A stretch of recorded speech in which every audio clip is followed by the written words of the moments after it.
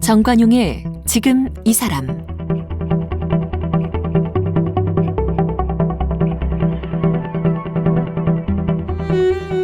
여러분 안녕하십니까? 정관용입니다.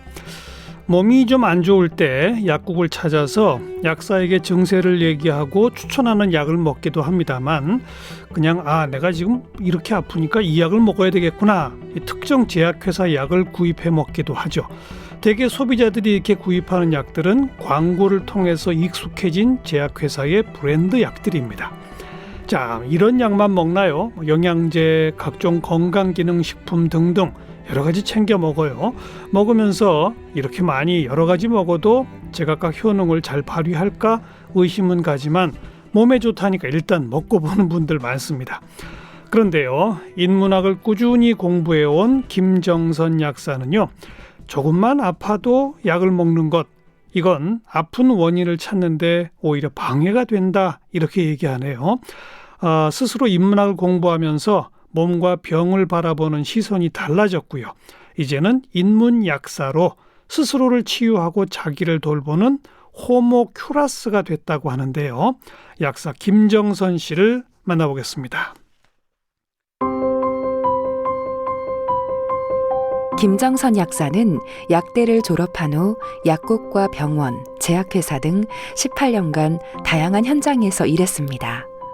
천식을 앓게 되면서 일을 그만두고 잠시 수녀원에 머물렀다가 인문학 공동체 문탁 네트워크에서 공부를 시작했습니다.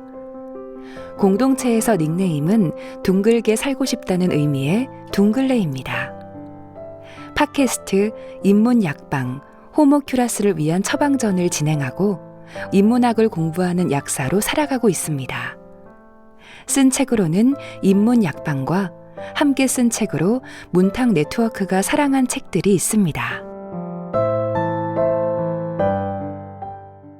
김정선 씨, 어서 오십시오. 네, 안녕하세요. 네, 앞에 제가 시작하면서 사용한 용어 중에 호모큐라스라는 용어가 있는데, 네, 무슨 뜻이에요? 그 호모큐라스라는 말을 처음 시작하시는 분이 고미숙 선생님이라고. 고미숙? 예. 고전 해설가? 맞아요. 예. 저희 프로에도 나오셨던 분이에요. 아, 그러셔요? 예. 그렇군요. 그 고미숙 선생님이 만든 얘기인데, 스스로 자기 몸을 돌보는 사람. 그래서 큐라스라는 말은 치유하다라는 뜻이고, 그렇죠. 호모는 사람이라는 뜻이잖아요. 그래서 이제 어떤 전문가한테 너무 의존하지 않고 스스로를 자기 몸을 돌보는 사람을 쉽게 얘기해서 호모 큐라스라고 하고요. 그게 이제 비단 이제 몸에만 한정되는 건 아니겠죠. 예, 자기 삶 자체를 스스로 잘 이끌어가는 사람을 얘기할 수 있습니다. 자기 삶을 주체적으로 이끌어가는 그건 아주 좋은데, 네네. 몸이 안 좋은데 의사나 약사 말 안 듣고 자기 마음대로 그렇게 하는 거 안 좋은 거 아니에요? 그 말은 아니에요. 그럼요. 그 말은 아니고, 너무 이제 그 의사나 약사한테 의존하고 스스로의 자율성은 없으면서 이제 무조건 따라가는 거죠. 과잉 의존이 문제다? 그렇죠. 네. 근데 이제 이 의존성은 사실 어떤 한 의사만 의존한다, 한 약사만 의존한다 이런 게 아니라 이제 건강에 대한 어떤 여러 가지 맹신들이 있잖아요. 그런 것들을 따라가는 것도 포함해서 그런 의존성을 얘기하고 있습니다. 문제라고요. 그 처방전을 받지 않는 약국을 문을 열었다고 나오는데, 요즘 그 진료는 의사에게, 조제는 약사에게 의약분업돼가지고 의사들 처방전 받아서 약국에 가면 그대로 조제해 주시고, 그게 약국의 주된 수입원 아니에요, 사실? 사실 요새는 그게 주된 수입원이 됐죠. 맞죠? 그래서 처방전을 많이 받아야 이제 약사도 먹고 살 수 있게 됐는데. 근데 처방전을 아예 안 받아요, 이 약국은? 그 병원에서 처방전을 갖고 오신 그 환자분들을 이렇게 돌려보낸다라기보다는요. 사실은 그 병원에서 쓰는 약들은 바로 옆에 약국에 가시면 있죠. 있으니까 그렇게 하시고, 그러니까 뭔가 몸에 대한 고민이 있거나 건강에 대한 고민이 있으면 이제 약국에 오셔가지고 좀 얘기를 풀어놓으셔라. 그러니까 그냥 가서 여기 아파요, 약 주세요, 이런 게 아니라 좀 앉아서 저랑 얘기하는 가운데 스스로 자기 몸에 대해서 조금 더 생각해 보셔라. 그러니까 단순히 이제 어디가 아프니까 이게 원인이고 이런 걸 찾아가는 예. 과정이라기보다는 예. 이제 얘기하는 가운데 자기 삶도 돌아볼 수도 있고 일상을 네. 돌아볼 수도 있고 네. 그런 과정에서 이제 자기 삶은 어떻지? 이제 이런 것들을 돌아볼 수 있게 되는 것 같아요. 제가 또 오늘 시작하면서 그런 얘기로 시작을 했습니다. 몸이 좀 안 좋을 때 약국 가서 증상을 얘기하고 약사분이 권하는 약을 먹기도 하지만 대체로 내가 지금 여기가 어떻게 안 좋으니까 어느 회사에 어느 약 먹어야지. 가서 그냥 대뜸 무슨 약 주세요. 뭐 이건 이제 의사 처방이 필요 없는 일반 의약품이죠. 네네. 상당히 많은 분들이 그러죠. 약국에 와서. 네, 많죠. 네, 그렇게. 근데 그러면 안 되는 거예요? 아니요. 그렇게 하셔도 돼요. 근데요. 근데 이제 그렇게 이제 제가 이제 문제시 삼는 거는 그냥 뭐 주세요라고 했을 때 사실 그분의 판단이 맞을 수도 있지만 혹시 또 잘못된 편견 때문에 잘못됐을 수도 있잖아요. 그렇죠. 근데 저랑 몇 마디만 나누시면 그 약 선택이 좀 적절한지 안 한지 충분히 좀 더 판단이 가능하잖아요. 예. 근데 무작정 뭘 주라 그러면은 제 입장에서는 이거 왜 드시지? 전혀 모르는 상태에서 주게 되니까 사실 약사로서는 되게 좀 찝찝할 때가 많아요. 왜 이걸 드실까? 모르는 상태에서 이걸 막 드리게 되니까. 네. 그 대표적인 경우가 어떤 경우들이 좀 떠오르십니까? 그러니까 이제 뭐 같은 거 이제 그 알러지에 먹는 약이잖아요. 네. 네. 그런 약 같은 경우에 브랜드생 때문에 이게 좀 비싸거든요. 비싸요. 네, 그래서 이것보다 제재가 개선된 것도 있고 또 이보다 똑같은 성분인데 이제 보통 카피약이라고 해서 복제약이라고 하는. 예, 맞아요. 훨씬 더 저렴한 것도 있어요. 그렇죠. 근데 여러 가지 선택성이 있지만 이제 그런 거에 대해서 이제 제가 권유해 줄 수도 없고 또 혹시 이제 그런 증상에 사실 더 좋은 치료법도 있을 수 있잖아요. 그렇죠. 예, 근데 아예 증상도 말 안 하고 그냥 그렇죠. 그냥 그렇게 달라고 하면 되게 이게 진짜 뭘까 이런 좀 생각이 좀 들고. 그 방금 그 카피약, 복제약 말씀하셨으니까 또 많은 사람들 속에 오리지널 약이라고 그러고 그게 이제 그 특허 기간이 지나면 똑같은 성분의 복제약이 다른 제약회사에 나오고 이러는 거 아닙니까? 맞아요. 예. 근데 아무래도 오리지널 약이 훨씬 좋을 거야. 이렇게 생각하시는 분들 많잖아요. 그러니까 이제 이게 뭐냐면은 사실은 원료의약품 단계에서부터 품질 관리를 하고 이거는 완전히 그 식약청이라든지 각국 건강에 관련된 그런 청에서 다 관리를 하기 때문에 그렇게 품질 차이가 나지 않습니다. 나면 안 되는 거죠. 허가가 그렇죠. 안 돼야 되는 거죠. 허가 자체가 안 되죠. 그러니까 이게 목숨하고 이제 관련된 거기 때문에 의약품이라는 거는 굉장히 철저하게 관리를 하고 있고 제가 이제 그 제약회사에 있었을 때 일본에 또 하기도 하고 유럽에 판매를 하기도 해서 양쪽에서 다 이렇게 인스펙션이라고 하는 검사 와서 완전히 샅샅이 그 공장을 검사하고 검사하는 다 승인을 받은 맞죠. 그런 과정을 겪고 당연히 우리나라 식약청에서도 수시로 오죠. 그렇기 때문에 제가 봤을 때는 오리지널 약과 카피약이 그러니까 복제약이 그렇게까지 품질 차이가 난다고 생각하지 않아요. 근데 너무 이제 그런 브랜드에 맹신해가지고 또 어떨 때는 이 회사에서 나오는 건 무조건 좋을 거야 라고 생각하고 막 이제 막 그 회사 거를 달라고 하시는 경우도 있고. 근데 이 약사님들은 모든 약의 성분을 딱 보면은 알잖아요. 네, 어떤 약인지. 근데 일반 소비자분들은 성분 잘 안 보고 그냥 그 브랜드에 빠지는 거죠? 그렇죠. 그러니까 조금만 얘기를 나누시고 그리고 이제 좀 친분이 좀 쌓이면 훨씬 더 이렇게 많은 정보를 얻을 수 있죠. 그렇죠. 그래서 어찌 보면 좀 이렇게 슬기로운 약국 활용법 이런 것도 알려주십니까? 제가 제 책에는 막 그런 걸 썼는데, 근데 제가 생각하는 뭐 슬기로운 약국 활용법이라고 하면, 그래도 일단은 이제 좀 자주 가는 약국을 만드신다면 좋을 것 같아요. 왜냐하면 저도 이렇게 보면 약국 자주 안 가야 되는 거 아니에요? 아니죠. 가게 되면 이제 그 약국을 자주 가고 안 가고의 문제라기보다는 그렇죠. 당연히 안 가면 좋죠. 병원이나 약국은 될 수 있으면 안 가면 좋은데 가게 되면 이 약국 저 약국을 가는 것보다는 한 약국을 이제 정해놓고 그렇죠. 동네에 있는 약국을 이렇게 정해놓고 자주 거길 가시면 그 약사님이 이제 이 그 환자분의 복약 이력이랄까 이런 것들을 알죠. 파악하기도 좋고 또 이분이 어디가 아프더라 이런 것들에 대한 정보가 있으니까 훨씬 더 적절하게 약을 줄 수 있는 것 같아요. 그러니까 일종의 주치의 제도처럼 네네. 주치 약사를 두는 것도 괜찮다. 네, 저는 그렇게 생각합니다. 그다음에는요. 네. 그리고 이제 뭐 그냥 흔하게들 가장 많이 이제 먹게 되는 게 진통제 같은 게 있잖아요. 근데 저는 제가 스스로 진통제의 부작용을 조금 경험을 해봐가지고 이렇게 무조건 아프다고 이렇게 막 그냥 아무 생각 없이 바로 진통제를 먹는 것보다는 이제 조금 기다리면서 몸이 왜 아플까 이런 것들도 생각을 해보고 생활상에서는 어떤 문제들이 있었을까라고 좀 점검해보고 이런 좀 시간을 자기한테 주면 어떨까 저는 그런 생각이 들고요.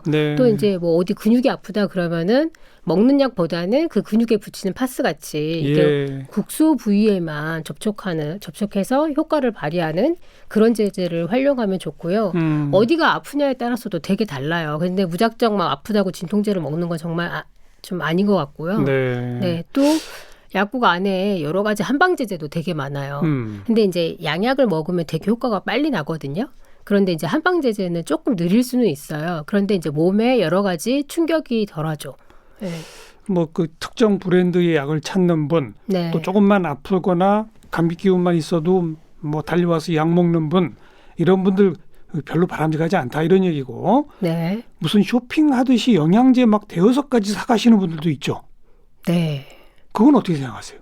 그것도 저는 이제 영양제를 전혀 먹지 말아라 이것보다는 왜냐하면 솔직히 이제 좀 바쁜 그 생활에서 부족하기 쉬운 영양소가 있긴 있잖아요. 도움을 받는 건 괜찮다고 생각해요. 근데 이제 식생활이나 이런 쪽에서 조금 노력을 해보고 저는 이제 개인적이라고도 할 수 있고 사실 뭐 학문적으로도 마찬가지지만 채소를 많이 먹으면 비타민이나 미네랄은 충분히 들어온다고 봐요. 근데 이제 저도 이제 이렇게 냉정하게 한번 제 식생활을 봤더니 채소 요리하는 게 사실 되게 귀찮잖아요. 그래서 조금 그런 것들을 덜 먹고 있더라고요. 그럴 때는 이제 종합 영양제, 비타민제를 먹기도 하고 또 지금은 또 제가 좀 신경을 쓰다 보니까 또 안 먹어요. 그 종합 영양제. 그러니까 그 너무 불필요하게 너무 많이 드시고 계시는 건 저는 사실인 것 같아요. 그래서 조금 자기 생활을 조금 이렇게 보시면서 이거는 이런 거 필요하겠구나라고 하는 어느 정도만 생활 습관과 식생활과 등등을 꼭 고려해서 필요한 정도 2-4가지 정도는 먹을 수 있겠구나. 그래서 제가 영양제에도 중도를 좀 지켜봤으면 좋겠다. 이렇게 말씀을 드리죠. 수면제는 이건 의사가 처방해야만 되죠. 향정신성 의약품이라서. 근데 요새 의사분들이 수면제 처방을 막 해요? 제가 이제 그 약국 사실 지금 약국을 열기 전에는 알바 약사로 일을 했었어요. 그렇다 보니까 그 옆에 어떤 병원이 있느냐에 따라서 이제 처방전이 되게 달라지는데 한 번은 그 가정의학과 밑에 있는 약국에 있었는데 그 노인분들이 거의 그 수면제 처방을 한 10명이 오시면 한 6, 7명이 막 그 처방을 받아오시더라고요. 그래요? 그러면 사실은 이제 나이가 좀 드시면 잠은 좀 줄잖아요. 그게 이렇게 자연스러운 현상이에요. 근데 그거에 대해서 굉장히 강박을 갖고 계시더라고요. 그러니까 잠이 주니까 이거 몸에 안 좋을 것이다.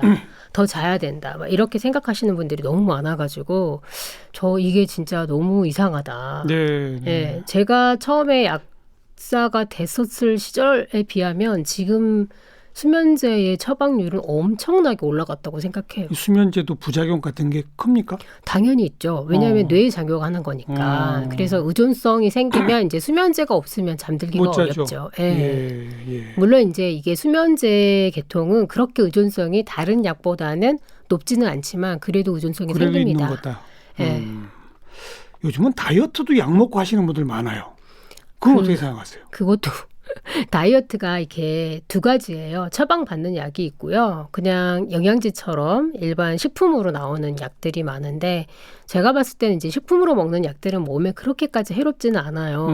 근데 처방으로 나오는 것들은 정말 그 내용을 보면 무시무시해요. 그래. 제가 느낀 바로는 그 각성제가 약간 그 마약류로 이제 이렇게 조금만 그 화학 변화가 되면 마약류로 가는 거거든요. 예. 근데 거기에 거의 취하신 분도 있는 것 같더라고요. 예. 그래서 이제 그런 쪽에 의존성이 생기면 이제 거의 그 살 때문에 먹는 게 아니라 먹고 싶어서 먹는 거 아닌가 어머나. 싶을 정도로 저는 그 의심이 들어요. 그런 환자들 보면. 그 다이어트 처방 먹으면 잠이 안 오거든요. 근데 그 안 온다고 수면제를 타가니까 이거는 뭐 다 그러시는 건 아니겠지만 좀 그런 처방 보면 좀 씁쓸할 때가 있어요. 그리고 자꾸 그렇게 이용하다 보면 스스로 의존증도 생기고 그러다 보면 효과보다도 그냥 약에 빠져들어 버리는 이런 사람들도 생기더라. 근데 많은 분들이 약으로 해결하고 싶어 하시는 것 같아요. 비단 다이어트뿐만이 아니라 뭐 당뇨다, 고혈압이다 이런 것도 생활상에서 조정하는 것보다는 왜냐하면 약이 너무 좋기 때문에 먹으면 뚝 떨어지잖아요. 혈당도 뚝 떨어지고 혈압도 뚝 떨어지기 때문에 그렇다 보니까 이게 생활상에서 하는 게 사실 스스로 노력하는 거잖아요. 그런 부분은 정말 그 뭐 전혀 여지가 없어지는 것 같아요. 점점. 그러니까 그렇구나. 되게 사람들이 예수해 주는 것 같아요. 제가 봤을 때는. 그게 이제 이른바 전문성, 현재 의료제도 거기에 너무 의존적이어서는 곤란하다. 그렇죠. 그런 사례들이 쭉 지금까지 말씀 나눈 거로군요. 그렇습니다. 근데 지금 쭉 얘기를 들어보면 뭐 원래부터 이런 약사는 아니셨던 거 아니에요? 그렇죠. 처음 약사가 되시고서는 약 많이 팔기 위해 노력하는 약사였던 적도 있었죠. 처음에는 이제 종합병원에 근무했기 때문에 그때는 그런 생각이 안 들었고요. 근무약사로 일을 했는데 아무래도 눈치가 보이죠. 그렇죠. 근무약사도 실적이 있어야 계속 근무를 시키죠. 이제 이상하게 근데 그 약국도 가게잖아요. 일종의 가게다 보니까 거기 그런 배치에 딱 들어가면 왠지 팔아야 될 것 같은 그런 백화점처럼 진열 쫙 해놓잖아요. 네네. 앞에 막 홍보 문구도 약국마다 다 써붙여 놓고. 굉장히 이제 그 사람들을 현혹시키는 여러 가지 배치들이 있죠. 그러면 사람들이 진짜 오면은 막 이렇게 그 슈퍼에 온 것처럼 이렇게 두리번거리고 약들을 막 집으시는 분들도 되게 많아요. 그렇죠. 그런 약국에서도 근무하셨었던 거 아니에요? 그렇죠. 주로 이제 처방 조제를 위해서 근무를 했지만 그래도 또 일반 약도 많이 팔았죠. 언제부터 이렇게 변화하기 시작하신 겁니까? 이제 인문학 공부를 하다 보니까 자연스럽게 인문학 공부 자체가 자기 삶을 인문학 공부를 스스로 찾게 된 약사로서의 직업에 무슨 회의를 느꼈어요? 어떻게 된 거예요? 약사로서의 직업의 회의라기보다는 그 마지막 직장이 제약회사다 보니까 되게 바쁘게 살았어요. 바쁘게 살았고 또 이제 고미숙 선생님의 책을 우연하게 한번 사서 보게 됐었거든요. 그러면서 그때 그런 인문학에 대한 약간 뭐랄까 로망 같은 게 좀 있었어요. 이렇게 멋있게 사는 사람들도 있구나. 이런 책을 공부하고 이런 식으로 고전을 리라이팅하는 사람들이 있구나. 이제 그랬었는데 회사에서 되게 지쳐있을 때 그 고미숙 선생님의 신간을 또 접하게 되면서 동의보감 강의도 들어보고 또 무슨 사주명리학이라는 것도 배워보고 그런 식으로 접근을 했었어요. 그렇게 조금씩 인문학에 관심을 갖게 되다 보니 약국으로서의 그러니까 약사로서의 기존 직업에는 회의가 들던가요? 네. 왜냐하면 정말 내가 이렇게 그 사람들한테 그러니까 생각 없이 좀 약을 팔고 이런 게 맞나? 또 이렇게 사람들이 이렇게까지 약에 의존하면서 사는 게 맞나? 아니지 않을까? 그런 생각들을 많이 들었죠. 근데 스스로도 그랬어요. 제가 약을 좋아했거든요. 그래서 본인이 약을 좋아했어요? 네, 조금만 아프면 약을 먹고 왜냐하면은 저는 과학주의자였기 때문에 그 약의 그 작용에 대해서는 의심의 여지가 없다고 생각을 했고 그래서 이제 내가 아프면 당연히 먹어야 되는 거고 먹고 낫는 거다라고 생각을 했죠. 그리고 좀 호기심 있는 약이 새로 나오면 먹어보기도 하고 호기심에 먹어보기도 할 정도로 그러니까 이제 몸에 좋다는 약이니까 영양제 종류가 이렇게 좀 신박한 게 나오면 이거 먹어봐야지 하고 먹어보기도 하고 그랬습니다. 본인이 그런 식으로 약을 좋아하던 시절에 본인이 심각한 무슨 부작용이나 후유증 같은 걸 경험한 적이 있어요? 그 이제 돌아보니까 그 이제 두 가지 정도 생각나는데 이제 한 번은 그 감기가 막 걸리려고 하니까 감기 걸리면 일상생활이 불편하잖아요. 그러니까 바로 그냥 항생제를 먹었어요. 그냥 병원 다닐 때는 항생제가 바로 눈앞에 있으니까 그 항생제를 먹는데 되게 일단 센 걸로 먹자. 센 걸로 먹어서 빨리 낫게 하자. 이렇게 했는데 그 센 걸 먹었는데 몸이 부들부들 떨리더라고요. 그래서 아 이게 용량이 나한테 세구나. 예. 그러면서 야 이렇게까지 무식하게 이렇게 나 왜 이러지? 이런 생각도 했었고 또 진통제를 조금 너무 과하게 먹어가지고 진통제 부작용으로 막 몸에 두드러기가 나기도 하고 예. 그런 경험이 있습니다. 예, 네. 예. 본인 삶에 대한 성찰도 생기고. 네네. 그러다 보니 약이란 뭐 꼭 필요한 상황에 필요한 사람만 먹어야 한다는 식으로 정리가 되는 겁니까? 그렇죠. 근데 그걸 정확히 알려주는 사람이 사실은 전문가 아니에요? 근데 그것을 제가 지금 그래서 호모큐라스가 되자라는 말은 스스로 약에 대해서 정보를 알아가지고 적절한 약을 선택하라는 건 아니에요. 자기가 약을 꼭 먹어야 되겠다라고 했을 때는 당연히 전문가를 만나가지고 같이 논의할 수는 있죠. 그렇죠. 네. 그러니까 전문가가 불필요하다고 얘기하는 건 아니에요. 아니 요즘 네. 뭐 셀프 메디케이션 네. 이런 용어도 있잖아요. 네네. 인터넷 그 검색하면은 너무나 많은 정보가 나오니까 이제 모든 사람들이 자기가 의사예요. 자기가 약사고 그래서 다 자기 진단 해가지고 그냥 그렇게 하는 것도 위험하다고 그러지 않습니까? 그렇죠. 너무 전문가한테 의존하는 것보다는 셀프 메디케이션이 좀 바람직할 수도 있어요. 한편. 오히려. 근데 문제는 너무 이제 그 카더라 통신이라든가 사실 인터넷에 있는 정보의 질이 제가 봤을 땐 그렇게 좋지는 않거든요.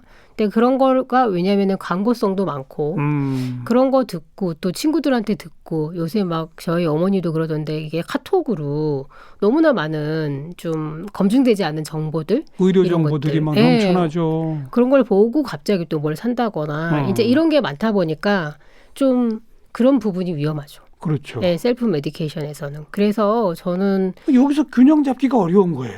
근데 원래 균형이라는 거는 그 뭐 완벽하게 어떤 지점이 정확하게 이 균형이야라고 얘기할 수는 없는 거죠. 내 몸도 맨날 변하고, 예, 그러니까 그때그때 적절하게 항상 선택을 해야 될 필요가 있는 거죠. 그러니까 균형이라고 해서 항상 이 지점이다라고 얘기할 수는 없는 것 같아요.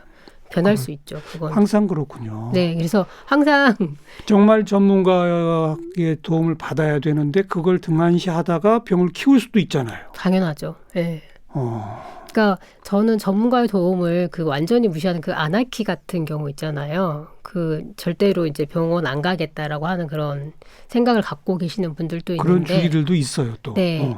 저는 그건 또 아니라고 생각해요. 네. 그래서 솔직히 말하면 그러니까 이 양방 선생님한테 가야 될 때도 있고 한방 선생님을 또 만나고 싶으면 만나도 되고 그냥 약국에서 약사랑 얘기하고 그러니까 그것도 자신의 선택이잖아요. 예, 한방을 치료를 할까 뭐 양방 치료를 할까 아니면 그냥 약국에 가서 또는 집에서 적절하게 뭐 음식으로 아니면 쉬고 이런 것들을 선택하는 것 자체가 자율이라고 생각해요. 그 호모큐라스는 단순히 너무 명쾌한 게 아니라 항상 그런 고민 속에 있다고 생각합니다. 항상 고민 속에 있는 사람. 네. 그렇게 명쾌한 답이 정해져 있지 않으니까. 네. 그런데 아프기만 하면 그냥 병원, 약국. 네. 이거는 아니다. 고민이 없는 거다 이거로군요. 그렇죠. 네. 고민이 없고 아프기만 하면 병원, 약국 하면 오히려 병을 만들 수도 있더라. 네. 저는 그렇게 생각합니다. 사실 아까 그 이반 일리치 얘기했는데 일리치라는 게 사람 이름이죠. 네네. 이반 일리치라는 원래 신부님이세요. 신부님? 네. 근데요? 네, 신부님이신데 이제 이분이 그 남미에서 그 가난한 사람들하고 함께 살면서 이제 그 뭔가 좀 스스로 이렇게 그러니까 너무 의존하고 사는 그런 모습을 보면서 의료제도라든지 현대 학교제도라든지 이런 제도들의 문제점을 좀 발견을 하고 너무 전문가주의로 빠지는 거에 대해서 굉장히 이제 그 회의를 던지는 그런 책들을 많이 썼어요. 그래서 성장을 멈춰라라든지. 어디에 활동하시던 분이에요? 이반 일리치? 어디에서 언제쯤 활동하시던 분이에요? 1926년에 26년? 예, 태어나셨고요. 지금은 돌아가셨어요. 예. 그럼 그런 그 현대 의료 제도의 문제점 이런 것들을 고발하는 지적하는 글들을 쓰신 게 언제쯤입니까? 그게 이제 1980년대 쓰셨어요. 벌써 오래됐군요. 네, 그래서 이제 우리나라에 번역한 책 제목은 병원이 병을 만든다. 병원이 병을 만든다. 네, 지금은 품절된 상태인데 아마도 그 새로 번역이 지금 진행되는 걸로 알고 있거든요. 네. 새로 나올 거예요. 그런 의사, 약사 이런 전문가들이 오히려 병을 만들더라. 네, 그러니까 의료 제도 자체가 사람들이 좋아요. 이제 꼼짝 못하게 만들게 하는 그런 지점이 있구나. 예. 그래서 이제 그런 의료 제도의 이제 문제점, 과잉되는 의료 제도의 문제점을 아주 조목조목 얘기를 하고 있거든요. 그 책에서는. 네. 그런데 영향을 받으셨어요. 그분이 얘기하신 게 이렇게 어떤 아픔이 왔을 때 물음표가 생긴다, 자기 안에 의문부호가 생긴다라고 얘기하거든요. 그게 일종의 고민 같은 것일 수 있죠. 네, 그럴 때는 조금 진짜 뭐 아주 단순하게 일상을 돌아봐도 답이 바로 보일 때도 있어요. 네. 단순하게는. 네. 안 보일 때도 있지만. 근데 저도 제가 약사지만 제 몸의 증상에 대해서 아주 그냥 명쾌하게 뭐가 답이 나오지 않을 때도 많습니다. 네. 이럴 때 어떻게 해야 되지라고 혼자 생각해보고 또 왜 이런 증상이 찾아보고. 왔을까? 그렇죠. 돌이켜보면 며칠 무리했다든지 그렇죠. 뭐 며칠 뭘 잘못 먹었다든지 네. 뭐 이런 등등을 좀 떠올려 봐야 된다 이거죠? 그렇죠. 네. 그러면 뭐 오늘은 왜 이렇게 컨디션이 좋지? 어저께 좀 걸어서 그런가? 뭐 이런 답도 나올 수 있고요. 그럼 걷는 게 나한테 되게 좋구나라든가. 네. 아무튼 사회가 복합화되고 뭐 이러면서 의료 기술 뭐 제약도 이쪽 어떤 그 신약 개발 이런 것도 발전하고 그러면서 과거보다 점점 현대인들은 이 병원과 약에 대한 의존성은 커진 게 맞죠. 그렇죠. 약 소비량이 계속 늘어나는 게 맞죠. 맞아요. 네. 근데 그 자체를 뭐라고 말할 수는 없는 겁니까? 그게 그만큼 그러니까 의존성이 커진 거잖아요. 소비량도 많아지고 병원을 가는 횟수도 많아지고 그러면 제가 스스로 자기가 그렇게 의존한 게 많아졌다면 내 생활에서의 어떤 자율성은 분명히 떨어진 부분은 분명히 있을 거예요. 그게 그렇게 그냥 자기 생활을 너무 잘하는데 그냥 뭐 약을 많이 그냥 먹게 되는 부분이 어떤 아무 문제를 자기 생활 안에서 발견할 수 없다 그런 건 아닐 것 같고요. 예. 의존한 만큼 내 생활에서 뭔가 희생된 게 있을 거라고 저는 생각해요. 알겠습니다. 그러니까 결국은 자기가 조금이라도 더 주체성을 좀 키워갈 노력이 필요하다. 그거네요. 자기 몸, 자기 생활, 그리고 자기가 병원이나 약국을 사용하는 방법 한 번쯤 되돌이켜 봅시다. 이거로군요. 네, 그렇습니다. 명쾌한 답은 못 주시지만 네. 좀 더 고민하며 이용합시다. 네네. 알겠습니다. 인문약사 김정선 약사를 함께 만났습니다. 고맙습니다. 감사합니다. 오늘 함께하신 정관용의 지금 이 사람은 KBS 홈페이지와 모바일 콩, 다양한 팟캐스트를 통해 다시 들으실 수 있습니다.